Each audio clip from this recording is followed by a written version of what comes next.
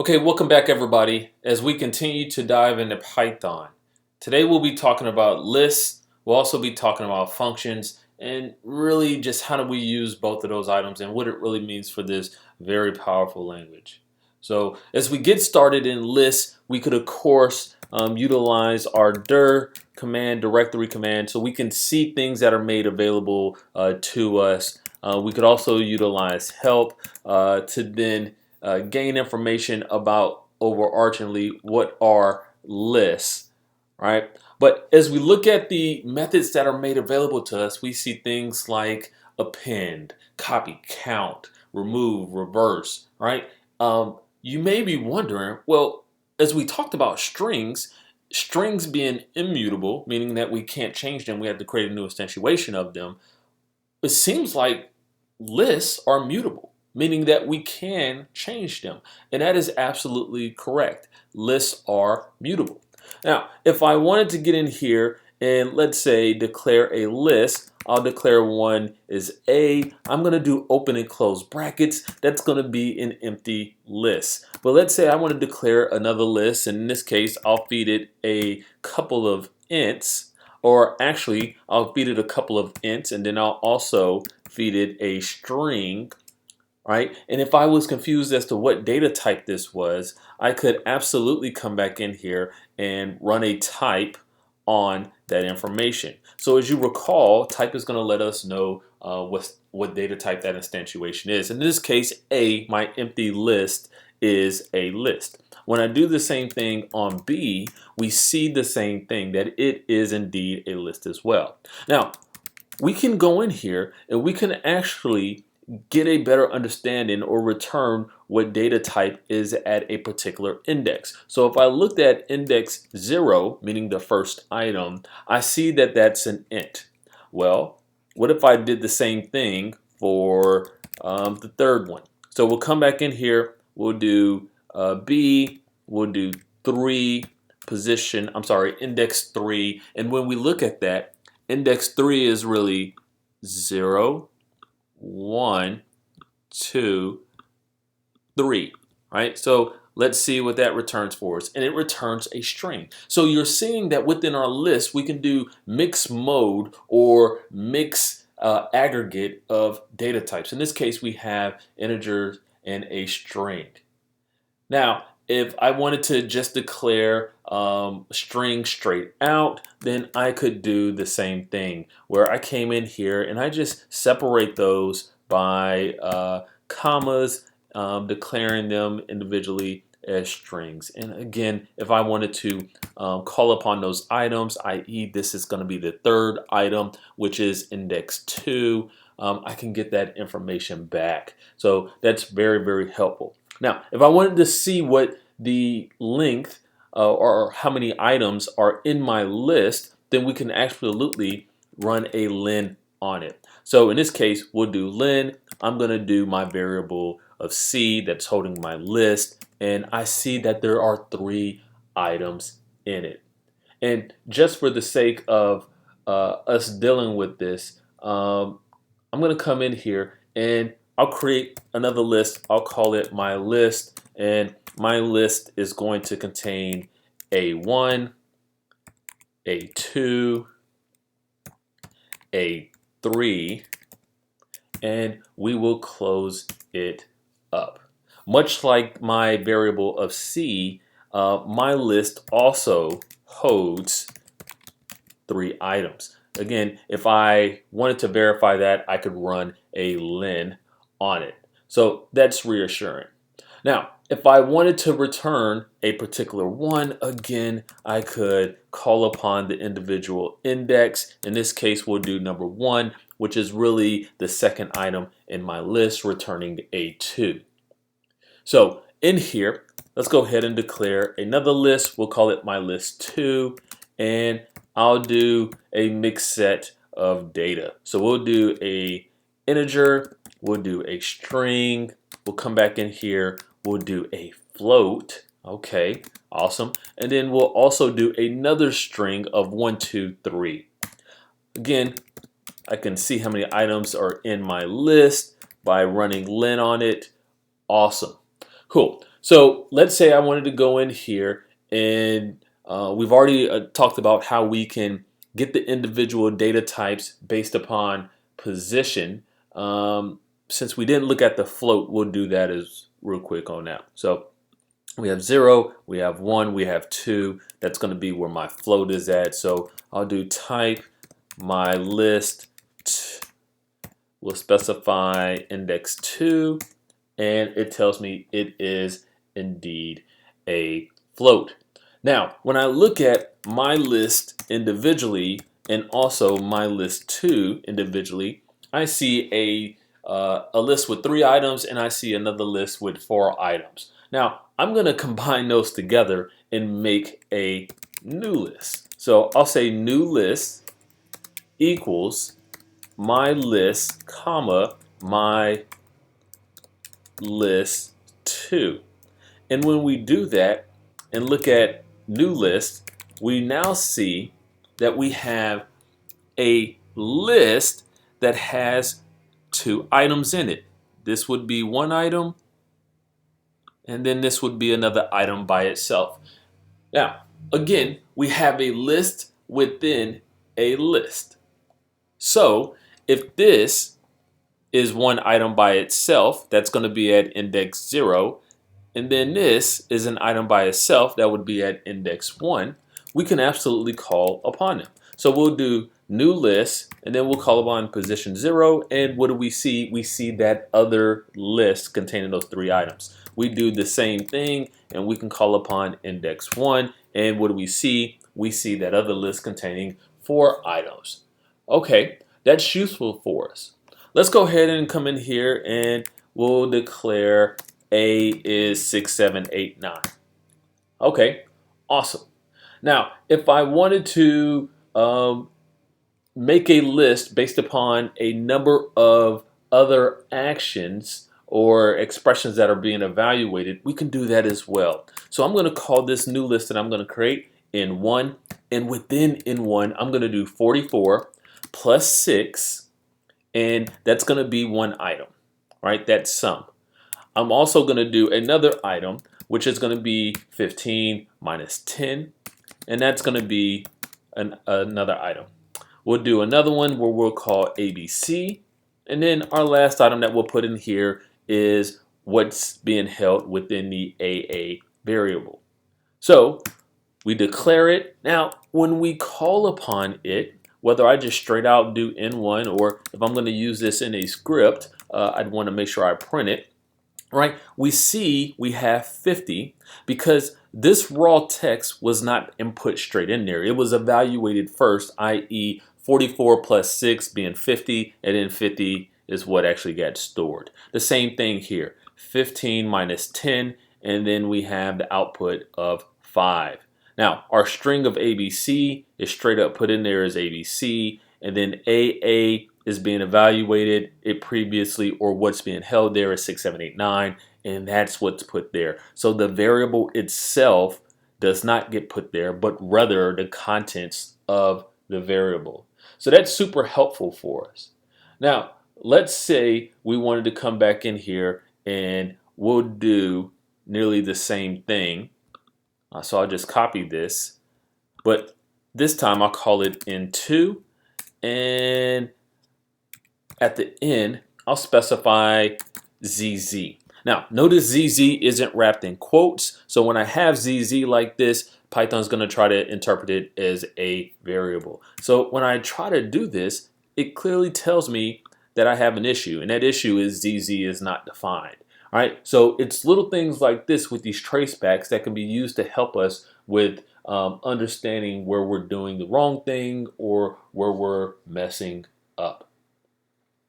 All right, so let's declare yet another list. And this list is going to be called straight up this list. And what we'll put in here is apples.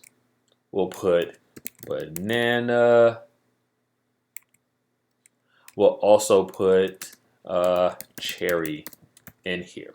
And then we'll close that up. Again, if I didn't know what data type this was, I could do this list. And then also again, if I wanted to understand what was being held at a particular index, well, I could call upon that item and then that particular index, and I could see. All right, so awesome. So I see that there are 3 things in here, but again, we could do len this list, and it tells us we have 3 items in there. So now that I have this list, I recognize that I needed to actually have an orange listed in this list as well. So since lists are mutable, we can go back in here and we can add items to it. I recall when I did a dir on list, or heck, at this point, I can do a dir on this list, my instantiation. I noticed that there was an append method. So when I look at help, and then I do this list dot append, it tells me append object, method of built-in instance, append an object to the end of the file, So, or to the list rather. So we could come in here and we could do something like this list dot append, and we could specify orange. If I can spell it right, we could specify orange, and it gets added to our list. So now when we print out this list, what do we see? We see orange. Okay, all right. I like this. I'm digging it a little bit. Now, let's say we came in here and we're going to declare A. We'll say A is another list of 1, 2, 3. We'll declare B, and B will be another list of A, B. And now that we have those 2 things, we're going to take the list of B and we're going to append it to the list of A. So understanding how this works, we'll do A.append, and then we'll come in here and we'll specify B. And now when we print out A, what do we have? We have 4 items. We have an item of 1, item of 2, item of 3, and then our 4th item is another list of A, B. So let's come in here and let's look at this. So I'll look at the first index, which is the 2nd item, and I expect to see 2. I'll look at the 3rd item, which is the 4th item, in this case, another list, right? And we see those items there. Okay, so it appended the whole list to the end. If we were not going for that, really what we wanted to do was have 1, 2, 3, right? And then have AB added to the end, truly extending, and I'm doing air quotes here, as opposed to adding the whole list of A within a list, i.e. nesting. Well, we would do something like extend. So if I came back in here and I pick an instantiation of a list, and then I looked at extend, well, here is going to extend a list by appending elements from the iterable. In this case, the iterable would be a list that we're feeding in. So let's come back in here and let's actually extend, if you will. To do that, I'm going to go back in here and I'm going to kind of start over, if you will. I'm going to declare A and B all over again, so I have a fresh instance of both of them. So we'll do A, we'll do extend, this time as opposed to append.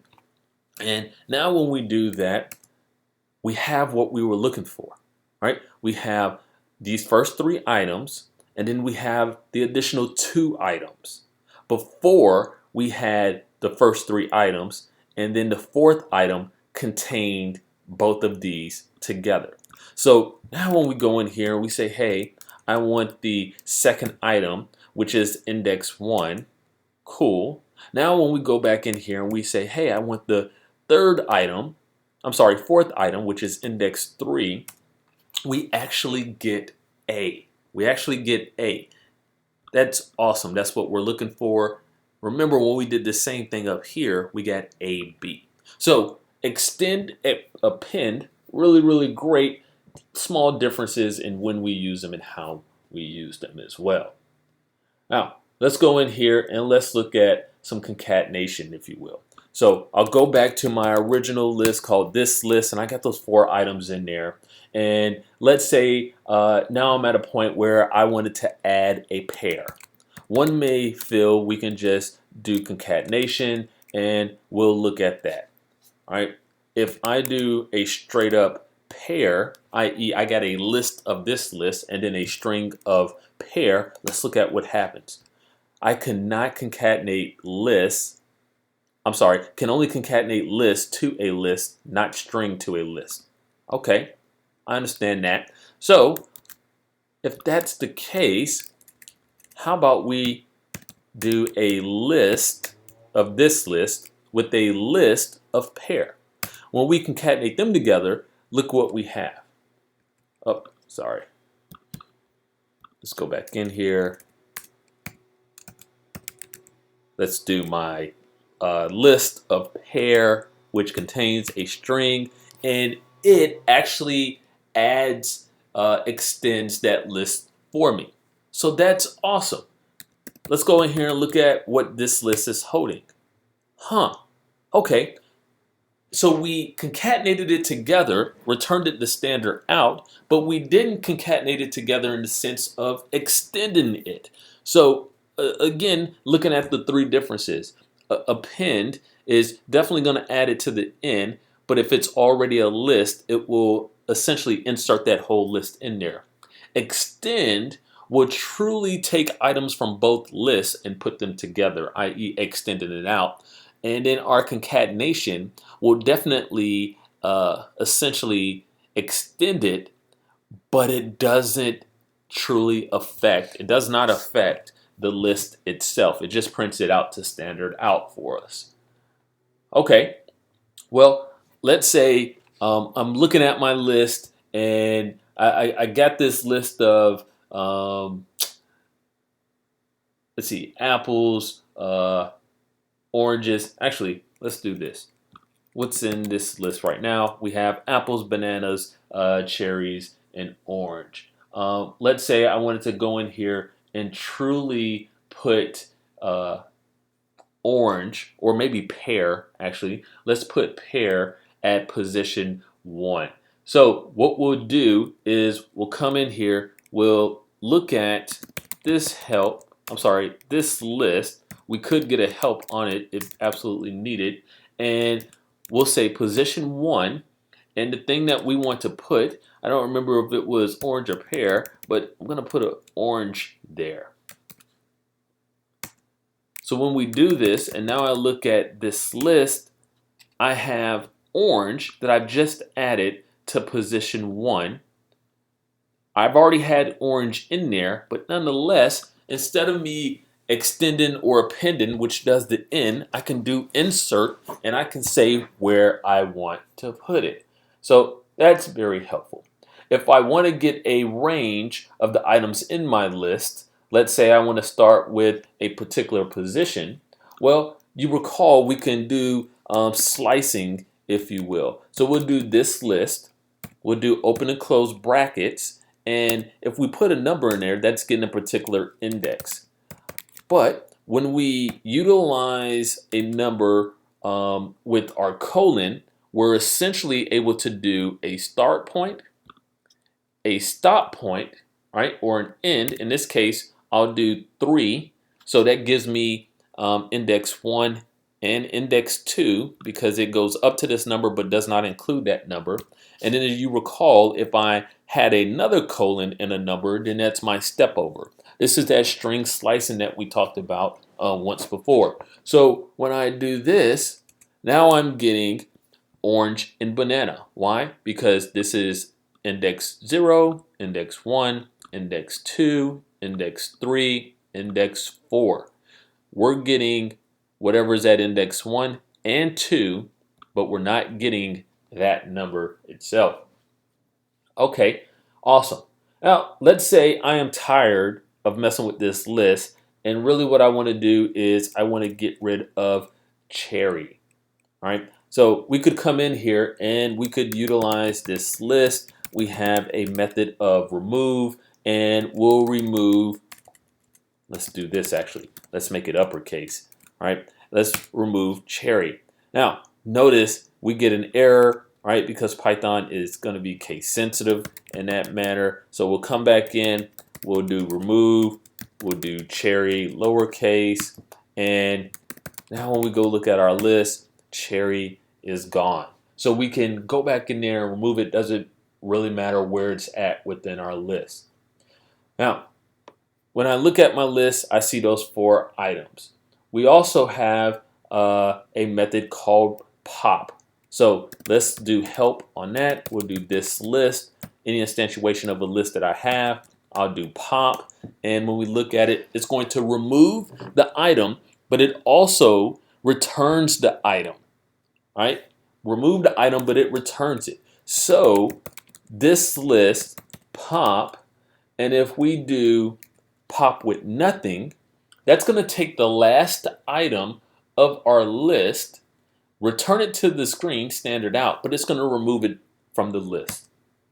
Okay, cool. The last item was orange. Now when we look at it, that last item of orange is indeed gone. All right.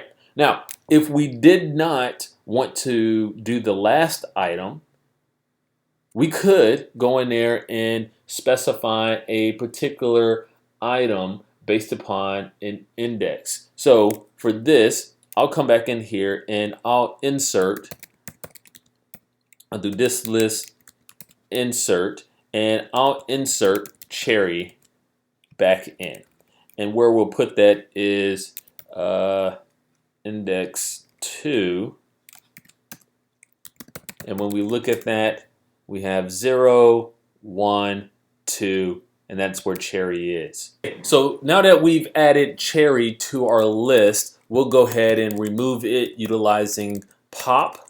So we'll do this list dot pop, and we need to feed it the index in which it sits. So that's index 0, 1, 2 is where cherry sits. So we'll come in here and we'll pop out index 2, which is cherry. We see that printed to the screen. And now when we look at this list, we have 3 items. Okay, so let's create another list called that list. And what we'll store in that list are the contents of this list. So what's in that list? You guessed it, the contents of this list. With that, let's do a comparison to see if they equal each other. So we'll do that list equals this list, or double equals this list, and that comes back and tells us it's true. Let's go in here and add another item to that list, and what we'll do is that list equal that list plus, and we'll do a list of 4. Now when we look at that list, we have that extra item, and when we try to do a comparison now, it is what we expected, and that is that it is indeed false, right? And this list is still the same. Now, we can look to see if a particular item is in our list. In this case, I'll do orange in this list. And it's going to come back with a Boolean there. All right? Yes, orange is in there. What about orange with a capital O? Is that in this list? Comes back with false. Now, again, we recognize that this would be a thing because Python being case sensitive. Okay, let's say we want to make a list full of ints, and we want to do it very quickly.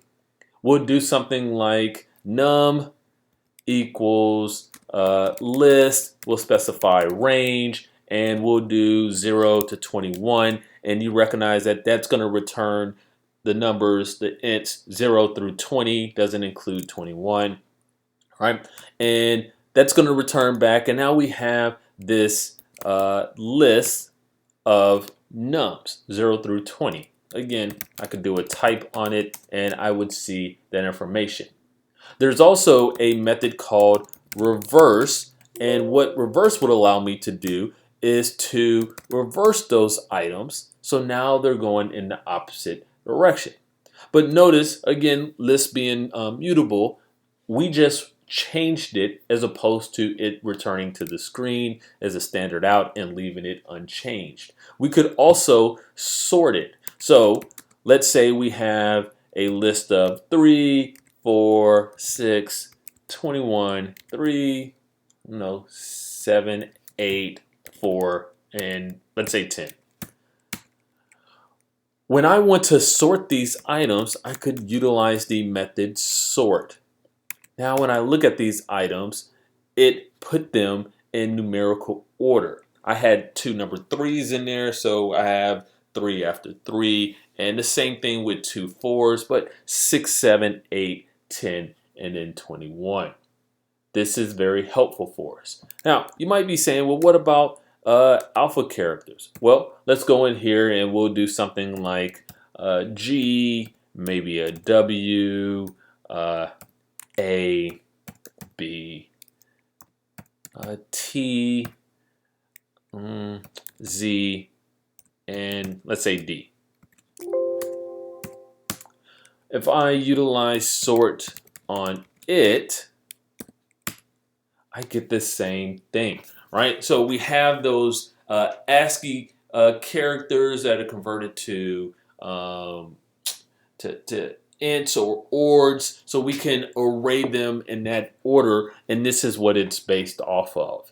Now, let's say I have a string of Nando Tomlinson, right? And I want to convert that to a list. Well, I do something like Nando Tomlinson, and look at that. Every item in that string that I've given it is then converted to an item in my list. So, how long is the length of my individual string? It is 15 characters. When I convert it to a list,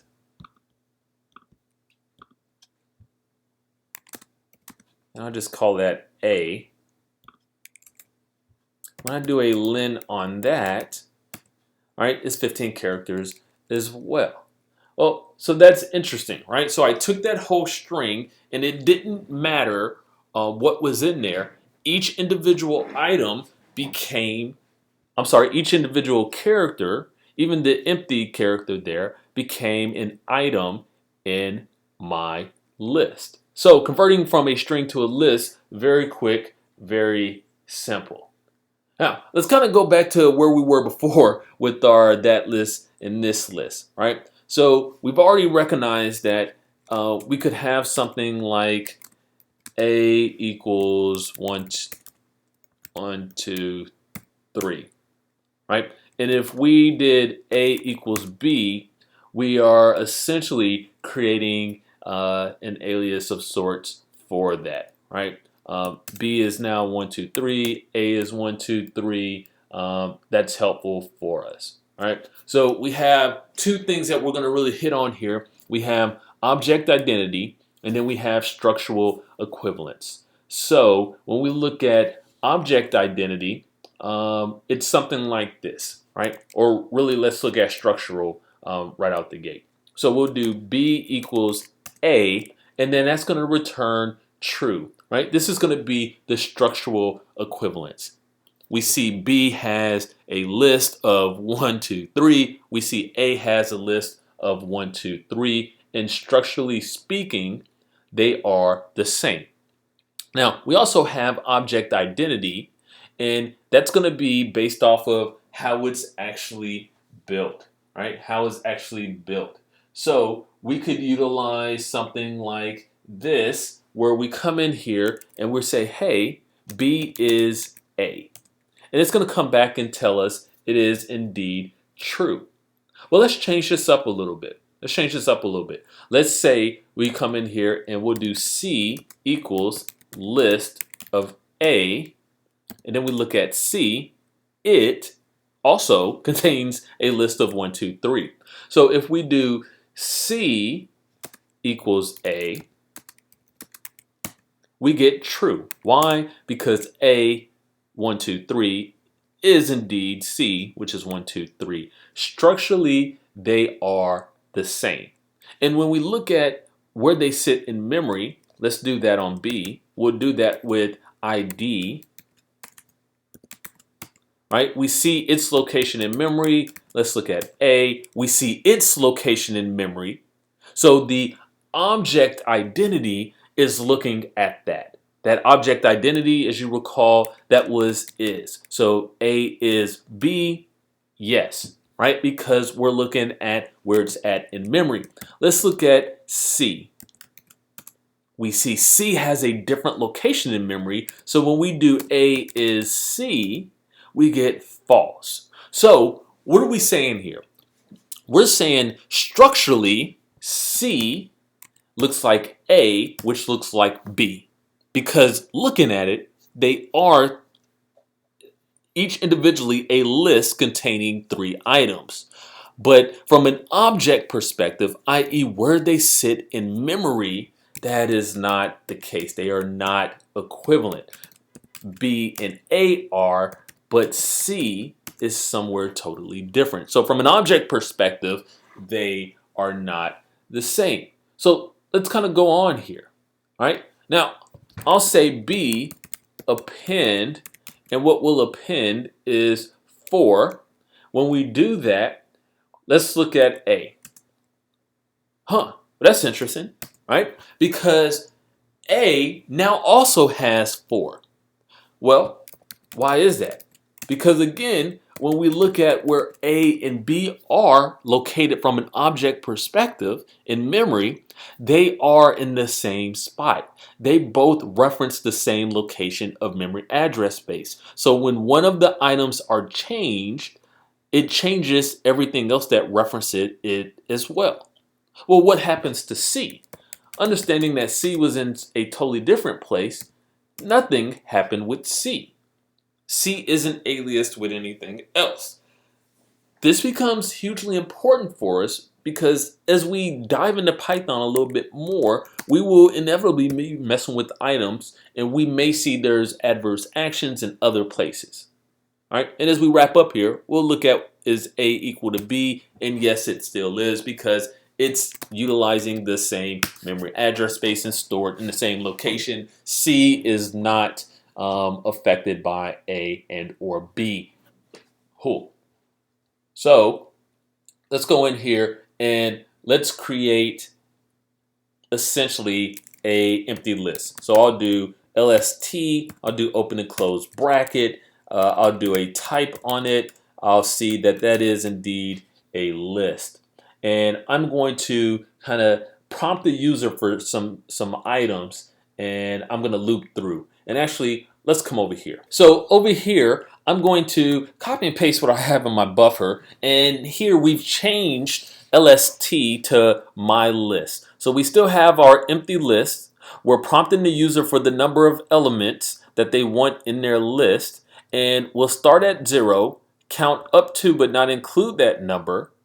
We'll loop through each number and we'll prompt them for another number. Whatever they supply here then gets appended to our list. So we'll loop through the number of times that they've specified, and when we end, we'll actually print out my list. So let's go in there and do this. I'll get a new instance of my shell, and we'll come over here. All right, let's now run this. We'll come back. All right, cool. So we'll say, hey, we want 4 elements in our list. I'm going to feed it 2. I'll feed it 4, 6, 8. Cool. And we see that it now returns 2, 4, 6, and 8. So we iterated through prompting the user for items of our list that we wanted them to supply us. So again, just kind of showing how versatile we can be with messing with lists, declaring them, altering them, all as well. Now, there's one more data type that we'll kind of talk about today, and that's going to be a tuple. Tuples are immutable. meaning that they cannot be changed. If we want to alter a tuple, we need to then declare a brand new one. So I'll declare sport1, and tuples are within parentheses, whereas our lists are within brackets. So we'll say basketball, and then we'll also have football. And when I get a type on that, I now see it is a tuple. Again, they are immutable.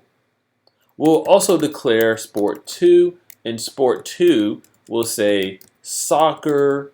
We'll also do baseball, and we'll open and close that. We'll get a type on sport2, and it also shows me it's a tuple.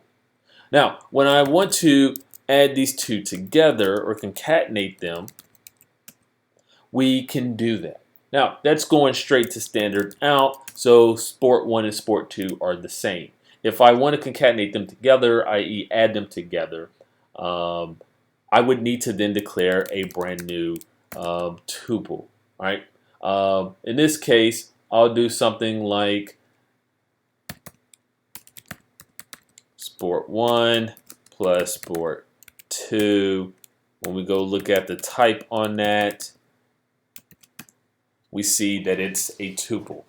All right, so sport now has those 4 items, but just like our strings, tuples are immutable. So we did not actually change sport1. We just declared a new instantiation and supplied it with the items from sport1 and sport2. Now, let's say we have sport3, and we come in here. We'll have our open and close. And actually, let's make this one a list. So we'll do hockey, and we'll also do track. When we look at sport3, it is a list. So what happens when we try to concatenate a list and a tuple together? Well, almost like what you can guess, it's not going to happen. We can only concatenate tuples to tuple, not a list to tuple. So this traceback is very informative and it's very helpful. So let's do exactly what it's saying, and let's actually concatenate a tuple to a tuple. With that, we're going to now declare a variable called s. We'll take sport, which again is already a tuple, and then we'll add in, concatenate it with sport3. This will not work. So what we're going to do is we're going to cast it as a tuple. Now when we look at S, we have a tuple. Sport is what sport is. Sport3 is still a list, but S now contains hockey and track. Because we casted our list as a tuple, and then we concatenated our tuple with our tuple and made a new instantiation of it. Now, let's say I don't want this to be a tuple anymore. I want it to be a list, right? Actually, let's say sport. All right, let's say I didn't want that to be a tuple anymore. I wanted that to be a list. Well, we could do a new declaration. We'll call it S2, and then we'll cast it as a list. So now when we look at list, we have those 4 items. Okay, well, let's look at what the data type is, and it tells me it is indeed a list. So we're doing some manipulation here, but honestly speaking, if we have something that we're going to declare that we know there's no chances of it changing, then we may want to go ahead and utilize a tuple versus a list. We just want to make sure we're cognizant of the differences in that the list itself is mutable and tuples, like strings, are immutable, meaning that we cannot change them. Now, with that, let's jump into functions. And functions are largely there to help us, right? Because nobody wants to do all this typing over and over again, right? So with most programming languages, and Python's not going to be any different, there's a number of built-in items, built-in functions that make things easier for us that otherwise would require many steps to accomplish. So we'll do a dir on the built-ins directory, and what we see is a number of functions that are made available to us within Python. One of those functions is range, and we recall how to use range, right? Because with range, we specify a start point, we specify an end point, and those numbers are returned for us. If we had to do this on our own, that may be challenging. That might be a lot of code.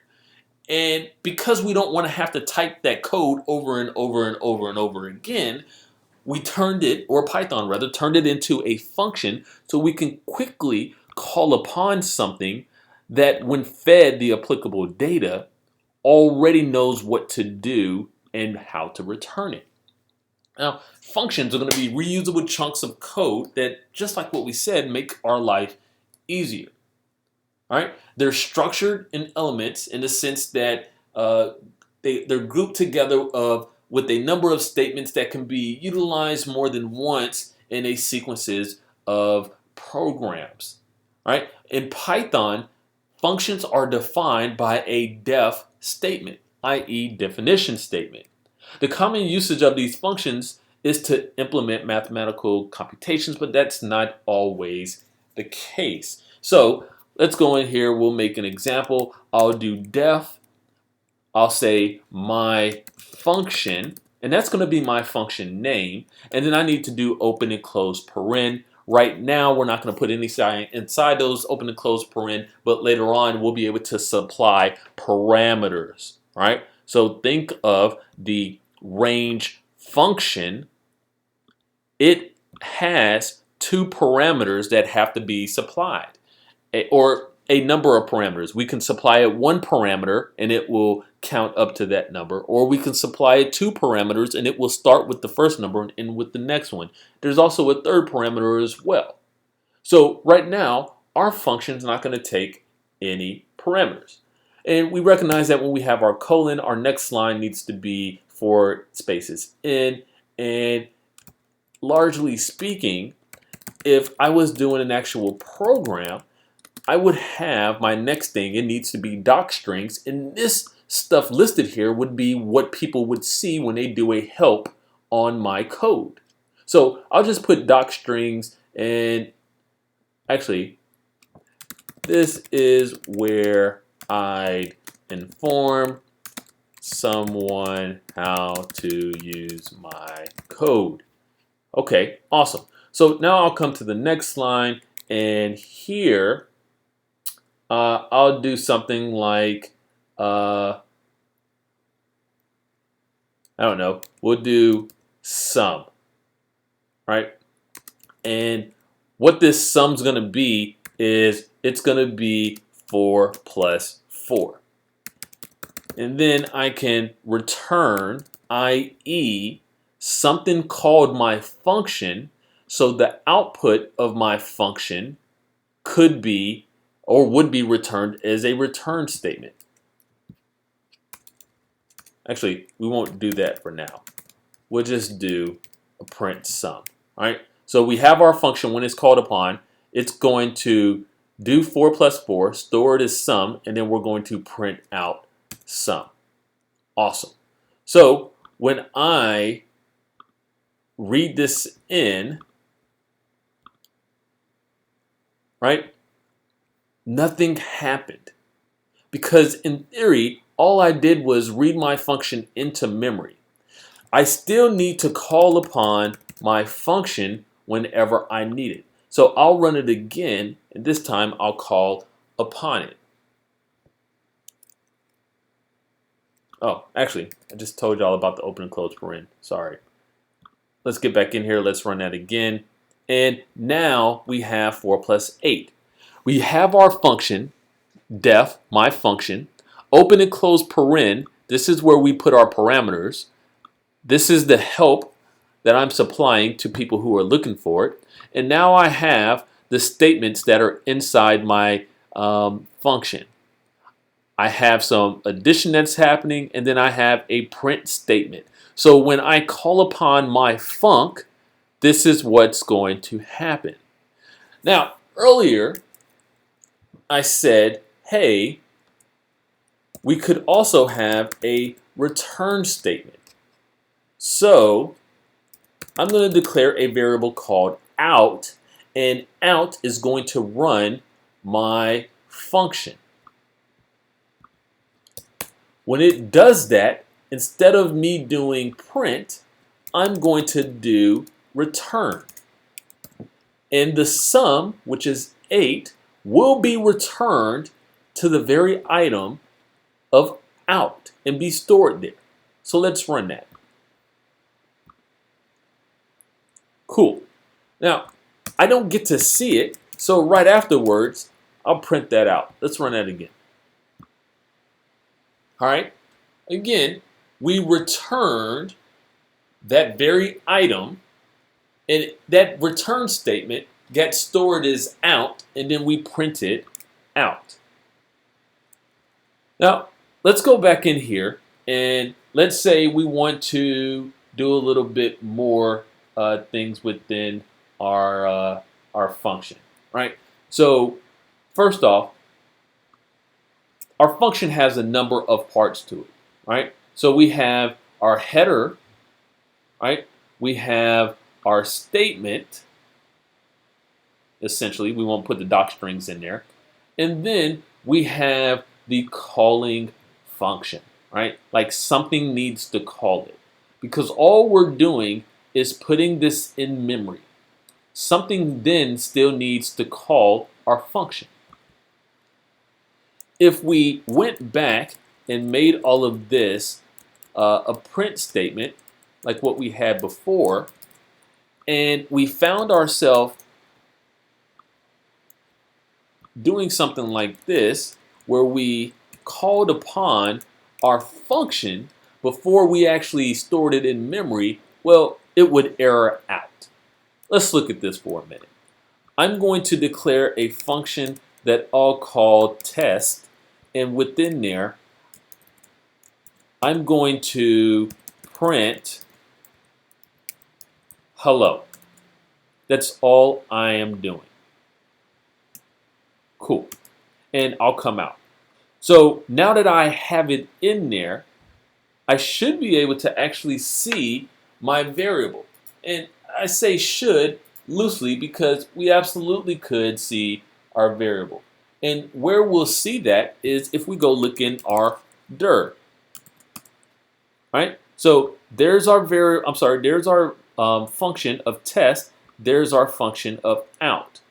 Now, if I wanted to then call upon my function, I would do something like test open close paren, and it now executes it. We don't see a function of ABC, but I'm going to go ahead and create that. First off, I'll call upon ABC, and it tells me ABC is not defined. So now I'll come in here and I'll do def ABC open close paren, and here I'll print world. And then I'll close it up. Now when I go and do a dir, I see there is a function of ABC. And now I can call upon it. So what are we saying? We're saying that we need to have our function stored in the context of memory before we call upon it. Now let's come back over here and let's add a little bit more to our function. All right? Let's say that we actually don't want to hard code in 4 plus 4.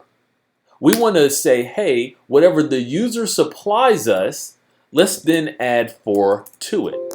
So I'll come down, and right here, we'll then allow the user to supply an argument. An argument. All right? And in this case, I'm going to store it as argument. Argument's nothing more than essentially, a variable that will utilize. So now when I try to call upon my function, I'm going to have an issue because my function is looking for an argument. Notice, hey, my function missing one required positional argument, which is argument.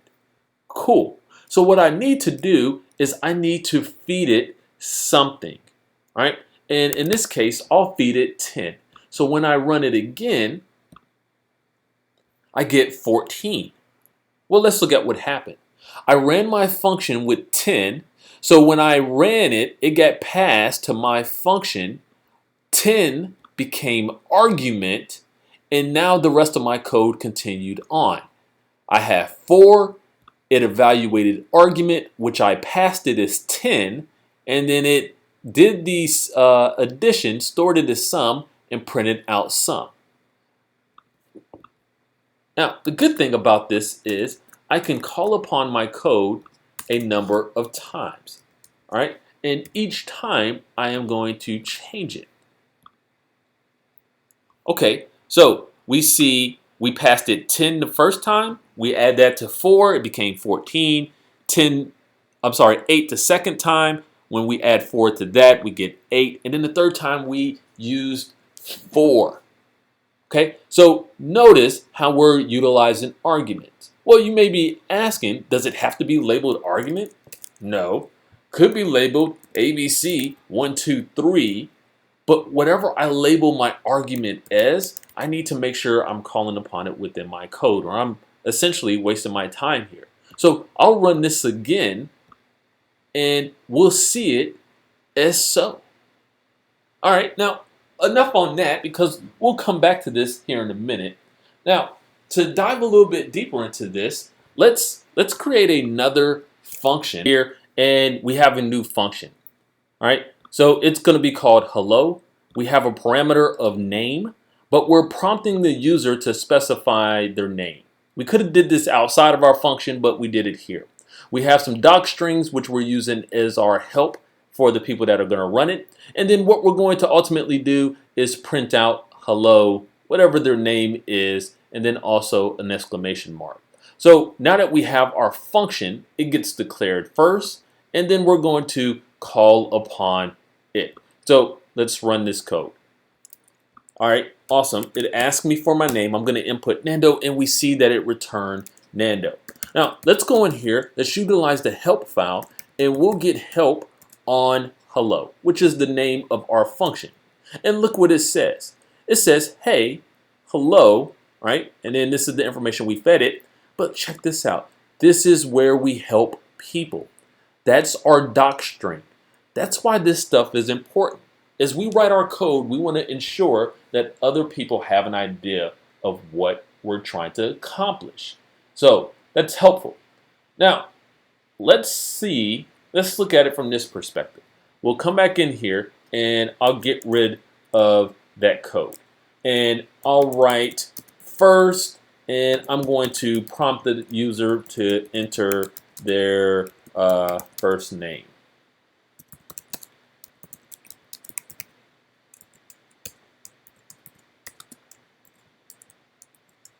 We'll do last, and guess what? We want to prompt the user to enter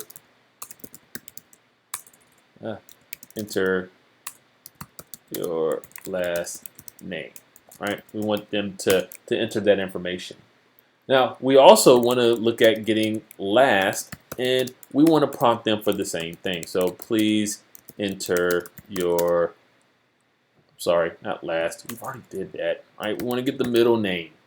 Enter your middle name. Now, once we have that information, we're going to, let's say, declare a function. We don't have to declare this first or after our function. We just need to be able to largely supply it to our function.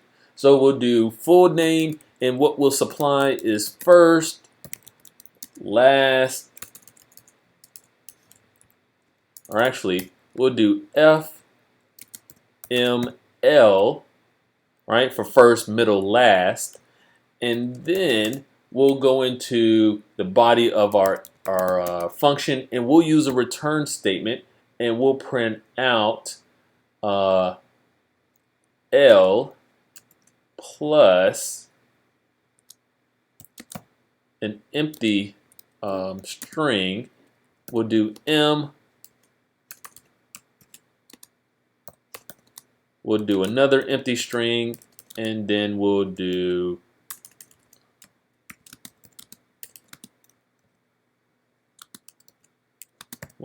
L.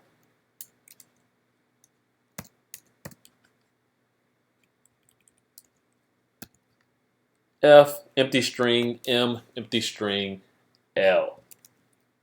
Okay, awesome. So we need something to call upon our function.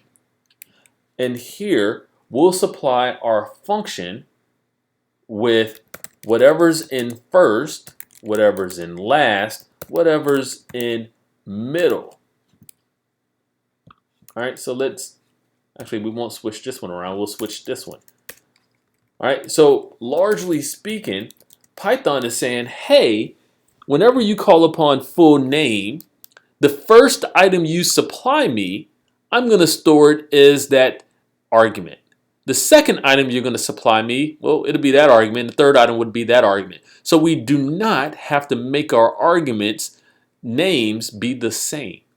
Now, I mentioned earlier, it didn't matter if I did that declaration there or if I did it here. What I need to make sure is that this is declared before I try to pass it into my function. And I also need to make sure my function is declared, stored in memory, before I try to call upon it. All right, so we'll just utilize it from this function here or this perspective. So let's go in here, we'll run it, and first name, Bob, we'll say Jones, Ed. All right, well, that's interesting, right? We talked about this whole return statement of sorts, but there was nothing for it to be returned to. So what we'll come in here and do is we'll utilize a print statement, and when it gets returned, it will be returned here to our print statement for us to then print it to the screen. So we'll come back in here, we'll do Bob, we'll do Joan, this time we'll do Ed as well, and we see Bob, Ed, Joan. So this got returned, i.e. this function ran, and subsequently it returned that output here, and it was printed. Okay, well, that's pretty awesome for us, and we see how that was done. Now, I did not have to absolutely use concatenation here. We could have absolutely utilized some variation of this, right? So maybe I wanted to do a print statement here, or even return of sorts, right? So we kind of have options, which is very helpful for us. Now, actually, let's go back in here, and we'll keep it with our return statement. And here, we'll call upon our variable, our function, and we'll only supply it first. What happens? Nando, and I'll say Q, W, all right, cool. We're missing two required positional parameters, M and L. We only supplied it with one. Okay, so that's hugely important that our function required 3 parameters. We only supplied it with 1. Now, we could also come in here and do something a little bit different in the sense of, let's say we had a birth year that we're concerned with, or not really concerned with, that we want to play around with and actually adjust on our actual screen. All right, so we can prompt the user for this information, and then we can manipulate it in such a way where we're then going to return it as lower, adjusted, or what have you. So let's look at this. First off, we're going to say, hey, lower year, and we're going to prompt the user for this information. And we'll say, please enter your birth year. After that, we'll then create a function that we're going to call birthday, and that function would have or will be supplied lower year, which we're already collecting on that first line. Inside there, we'll have our doc strings, right? Calculates your birthday. That's the help file, if you will. And what we're going to do is we're going to take the upper year and we're going to hard code that in. That upper year is going to be 2020. And what we're going to return is an int of the upper year minus the lower year.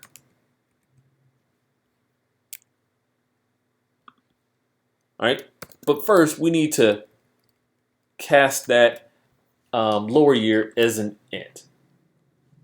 Okay, and when we do that, we're going to store that back as birth, but we need to call upon our function, and what we're going to supply our function is lower year. We'll come here and we'll print that out.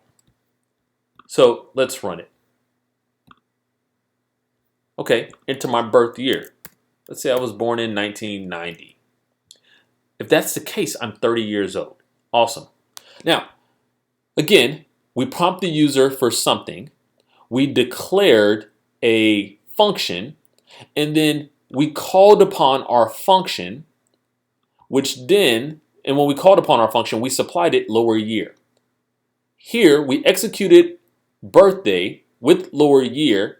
We declared upper year, and then we casted upper year to an int, although it already is, and then we subtracted that, we subtracted our lower year after we casted it as an int from our upper year, and we returned it. We returned it to the very thing that called upon it. And it just so happened that we stored that output from the return as birth, and then we printed birth, i.e. that year. So that's what we have there. Okay, so let's look at this from a different angle, right? We can kind of continue on and on with this. And one of the things that we'll look at is something that's hugely important. Hugely important is this, right? It's this statement here. If double underscore name double underscore equals double underscore main double underscore, right? That statement is something that we'll see a lot within Python, right? And the other thing here is I'm declaring a function called main, and I'm using what's called a pass statement. And this pass statement is nothing more than a null operation, and that allows us to declare a function but not have to put anything in it, right? So when it gets ran, nothing happens. Let's look at this real quick. I'll do name, I'll call it test, I'll come in here, and I'll come to the next line, and within my function body, it's looking for me to supply something. And if I don't, it just kind of continues on. What I want to happen is I declare my function, and I want to feed it pass, so then that allows me to get out of that function but still declare it. All right, so we see that with test2. So now when I call upon test2, nothing happens, but I at least have that skeleton there. So understanding that, that's what's happening here. This double underscore name and main, again, let's get back to that. Well, this right off the bat is hugely important, but let's go ahead and comment out this whole thing actually. All right, and I think that will be helpful. And what we'll put in instead is we'll do print, we'll do module 1, because that's what this one is called. And I'll do double underscore name, right? And we'll close it up, all right? And what we're saying here when we run this is this. This module is module 1. That's the name of this Python script. But double underscore name is returning as main. Okay, so what's going on here? Well, whenever Python runs a Python file, before it runs any of the code, it sets a few special variables. And name is one of those special variables. When the Python file is run directly from within Python, it sets the name variable to equal main. So what we're doing here is we're essentially doing a check. Now, let's dive into this a little bit more, all right? Because we could have another Python script that I'll call module 2, and I'll import it in, because we can also import our scripts, i.e. modules, in. But whenever we import a module in, it will set the name variable to the name of the file versus double underscore main. Let's see what that looks like. Well, here, I'll have module 2, and what it does is, again, it imports in module 1.py. And we see now module 1 is printing out module 1. Before, all right, it was printing out main. Well, name no longer is holding main, it is now holding module 1. Because anytime, as we said before, anytime we run the Python file directly from Python, the name variable gets stored or gets replaced with main. Since we're calling upon module 1 from within another script, the name variable doesn't have a main there. It actually has the name of the Python script itself. So, again, this is kind of helpful for us. The reason the file is no longer being ran by Python is because it's being imported by something else. Now, let's go back to name 2, and we'll add a little bit more. All right? So we'll say, hey, print module 2, because module 2 is the name of this one, and I want to see what name is. All right? Print module 2, and then when we run this script, what is name? Okay. So module 1, name was replaced with module 1 because that's the name of that script or that module. It was imported in, and we can clearly see that because if it was ran directly, well, name would have main with double underscores. Okay, awesome. So what is this really doing for us? This is truly helping us understand what was imported versus what was ran directly from Python. Now, let's come back in here and we'll uncomment our code. So I'll uncomment this, I'll uncomment that, and now we'll check to see if double underscore name is equal to double underscore main. Again, if it is, then it is essentially telling us that we're running this script or this code directly and we're not importing it in. And as such, I'm going to put my print statement there. So let's run it from here. And we get the same thing. So if double underscore main equals double underscore main, then do this. This renders a true, and it now calls upon main. Our main function is here, which then prints out module 1 and whatever stored in name. Okay, well that's interesting. Let's come over here to module 2 and let's run our code from here. Well, that's interesting because here we imported module 1, but then we also printed module 2 and printed what our code recognizes as is name, right? And it understands name to be stored as main. Well, why didn't it print out the stuff from module 1? Well, this condition's no longer being met. Name is no longer equal to main. Name is going to be module 1 because it is imported in. And if that's the case, well, then this never gets kicked off. What we could do is something like this. We could add an else statement and we could print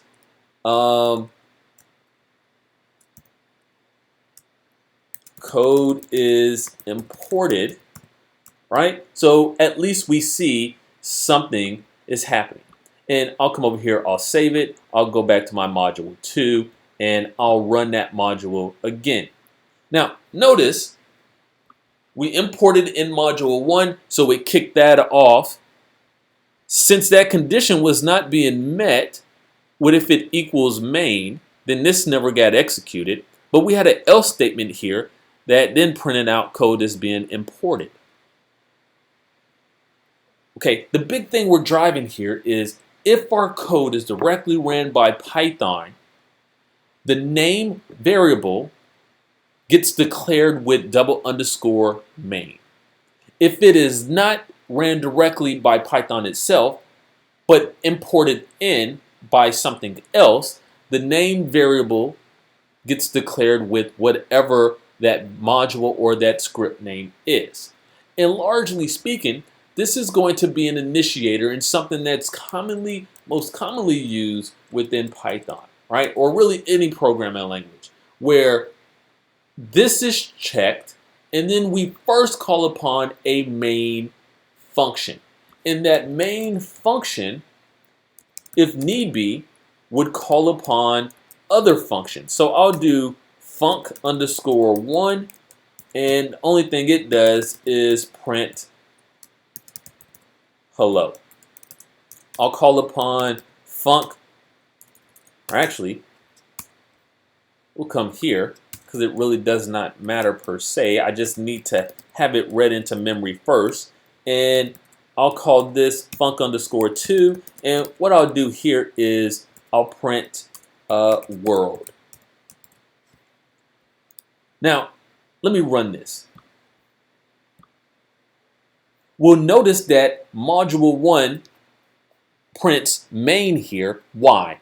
Because it was imported directly by or ran directly by Python. So this name variable got declared as main and it equaled main. So then the main function kicked off. The main function solely printed that statement. Okay, well, what about these two functions? Well, there's nothing that kicked them off. And this is where the main function would come in, because I would need to either call upon them from here, or I would need to utilize them somewhere else within my code.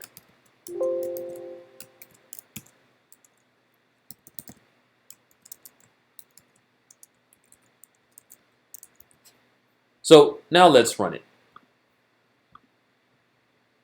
All right, awesome.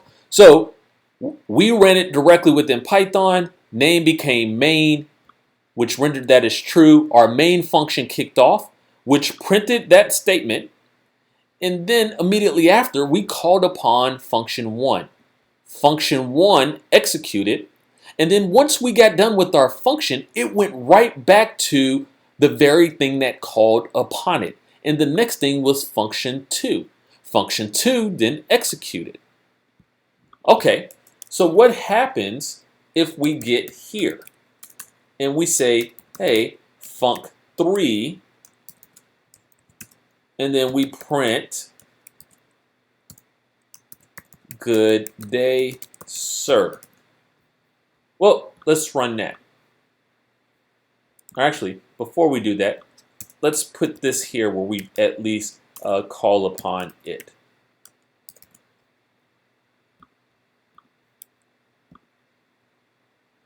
Ah, look what happens. Our main kicks off because this is true. It then put our focus here. We printed that. We executed that function which printed hello. We executed that function which printed world. We tried to execute this function, but it hadn't been declared yet. Because once we got here and this rendered true, it moved where we're executing up here. So this part hasn't been declared yet. So what we would need to do is largely have our if statement for our name equal main down at the bottom. So now let's run this. Okay, cool. So once we got here, we kicked off function 2, we got world, we did function 3, and then it printed out good day, sir. That is exactly what we wanted. So that was very helpful for us. So with that, that kind of wraps up what we wanted to get after today. We talked about lists, we talked a little bit about tuples, we also talked about functions, and we really highlighted this double underscore name and main and how we can do our construct for our code moving forward. Thank you for sticking with me today as we dive into Python concepts and basics. Take care.